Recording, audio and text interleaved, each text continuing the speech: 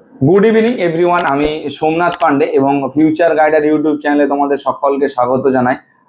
আজকে মূলত আমরা ভিডিওতে আলোচনা করব যে ভারতের মধ্যে সবথেকে কম খরচে এমবিবিএস করার জন্য যে সেরা প্রাইভেট মেডিকেল কলেজগুলি রয়েছে সেই সমস্ত বিষয় নিয়ে। অনেক ছাত্রছাত্রী নিট পরীক্ষা উত্তীর্ণ হলেও উচ্চ ফি এর কারণে এমবিবিএস করতে পারে না, তাই আজকের ভিডিওতে তোমাদের জন্য সমস্ত গুরুত্বপূর্ণ বা ইনফরমেশন এই ভিডিওতে থাকবে।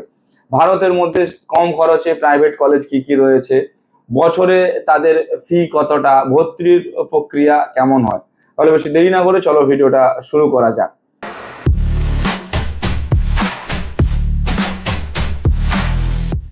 দেখো, সবার প্রথমে যদি দেখি যে এমবিবিএস পড়তে মোট কত খরচ হয় সেই বিষয়ে যদি একটু একটা বেসিক ধারণা নিই। সাধারণত সরকারি মেডিকেল কলেজগুলিতে এমবিবিএস করতে বেশ কম খরচ লাগে, কিন্তু সেখানে আসন সংখ্যা খুবই সীমিত। অন্যদিকে বেশিরভাগ প্রাইভেট মেডিকেল কলেজের বছরের ফিস রয়েছে 15 লক্ষ থেকে নিয়ার অ্যাবাউট 25 লক্ষ টাকা বা তার বেশিও খরচ হয়।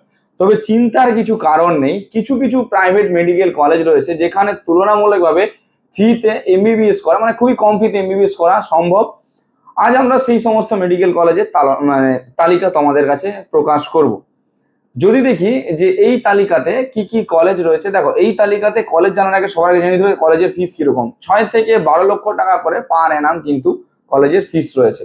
কি কি কলেজ আছে সবার প্রথমে যদি দেখি, ভারতবর্ষের মধ্যে যদি ভালো কলেজ দেখি বা স্টেট যদি দেখি, দেখো বিহার স্টেট হচ্ছে এমন একটা স্টেট যেই স্টেটে তোমরা কিন্তু 9 থেকে 10 লক্ষ টাকার বিনিময়ে অর্থাৎ প্রতি বছর ভালো ভালো কলেজ তোমরা পেয়ে যাবে বিহার স্টেটে।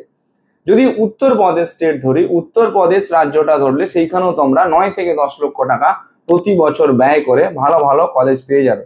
উত্তরপ্রদেশ শুধু নয়, যদি অন্ধ্রপ্রদেশের দিকে যাও সেই দিকেও একই খরচে তোমরা কিন্তু অনেক ভালো ভালো বা পুরনো কলেজ পেয়ে যাবে, যাদের আসন সংখ্যা রয়েছে কিন্তু 150 থেকে 200টা। কলেজ খুবই পুরনো কলেজ, এতটাই পুরনো আমাদের ওয়েস্ট বেঙ্গলের যে প্রাইভেট কলেজ রয়েছে, যদি ওয়েস্ট বেঙ্গলের সব থেকে পুরনো প্রাইভেট কলেজ বলি কেপিসি, তো সেই সমস্ত কলেজের থেকেও কিন্তু অনেক পুরনো কলেজ।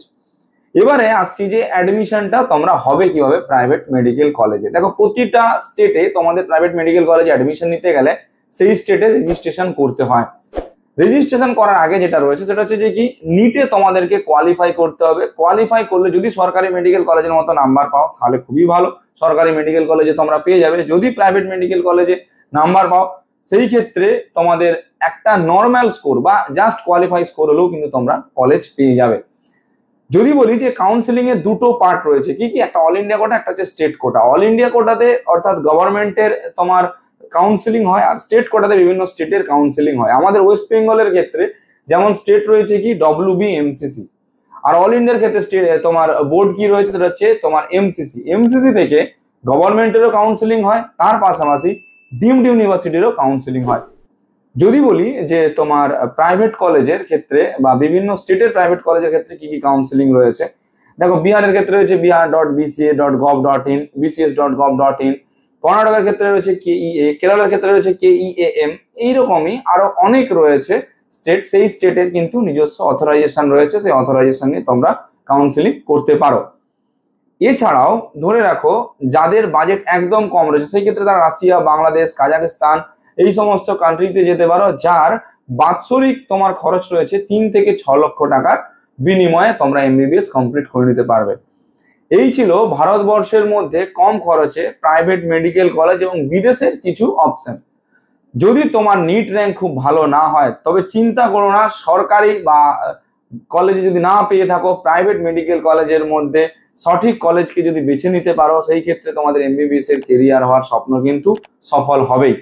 এবং তোমার এমবিবিএস এ ভর্তি নিয়ে যদি কোনো রকম ভাবে কোনো দ্বিধাবোধ বা অ্যাডমিশন রিগার্ডিং কোনো হেল্প লেগে থাকে তোমরা আমাদের সঙ্গে যোগাযোগ করতে পারো। আমরা সব রকম ভাবে তোমাদের গাইডেন্স কিন্তু প্রোভাইড করব, সব রকম ভাবে। অ্যাডমিশন রিগার্ডিং কারো কোনো কোয়ারি থেকে থাকলে তোমরা আমাদের কল বা হোয়াটসঅ্যাপ করতে পারো। আর ভিডিওটা কেমন লাগলো একটু জানিও। ভিডিও রিলেটেড কারো কোনো জিজ্ঞাসাবাদ থাকলে তোমরা ভিডিওর নিচে কমেন্ট করে জানাতে পারো। Thank you.